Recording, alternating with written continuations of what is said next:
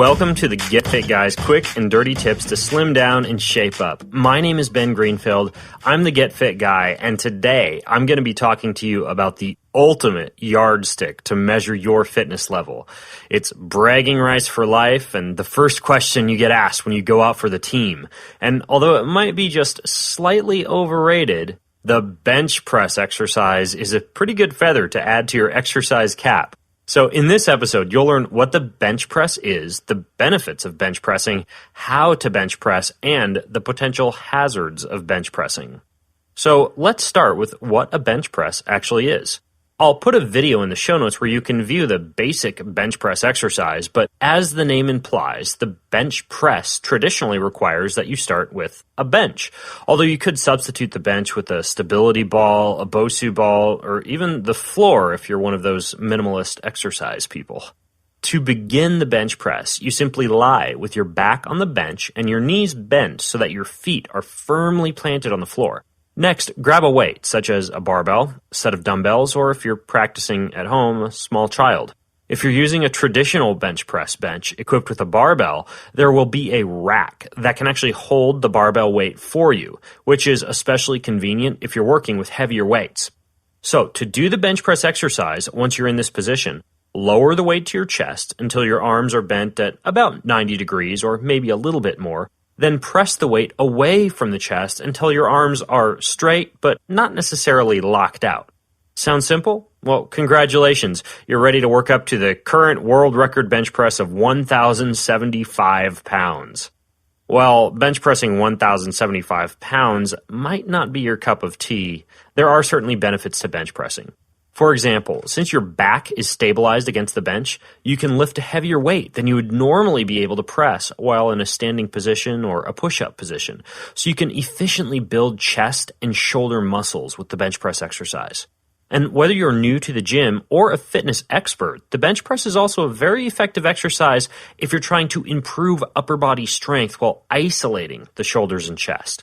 Finally, the bench press is a fantastic functional exercise if you are engaged in sports for which a powerful pressing motion is required, such as pushing a lineman in football, shoving to get a rebound in basketball, or maybe getting an opponent off your back while wrestling. However, there are times when bench pressing might not be a good idea. For example, if you have a shoulder injury, the bench pressing motion might aggravate that injury, and you may instead want to choose exercises that place a less stressful load on the shoulder joint, such as an elastic band chest press or a modified push-up in a knee position. Alternatively, rather than doing a barbell bench press, you could choose to do your bench press with dumbbells, which gives your shoulders more room to move and can also reduce your risk of a shoulder injury. Next, if you have limited time at the gym, an exercise that isolates just one part of your body, like the bench press, is not as time efficient as an exercise that requires multiple muscle groups, such as a cable chest press. While the bench press works the chest and shoulders, the cable chest press, which involves simply holding onto a set of cables and pressing out while you're in a standing position, works your legs, core, chest, and shoulders. I'll put a video to that exercise in the show notes to this episode over at quickanddirtytips.com.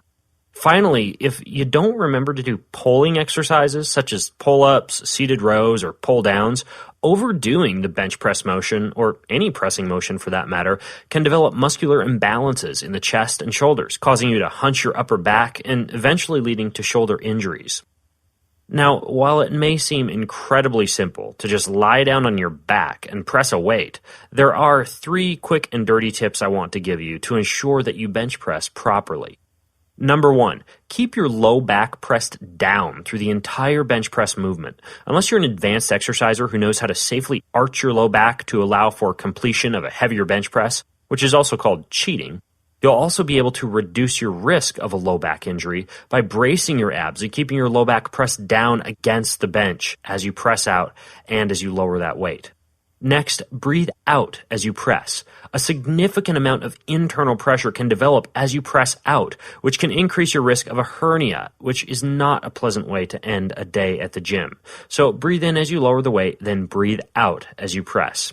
And number 3, modify the range of motion that you go through during the bench pressing motion for your comfort. Unless you're in a bench press competition, you don't necessarily have to touch the bar to your chest before you press all the way back up.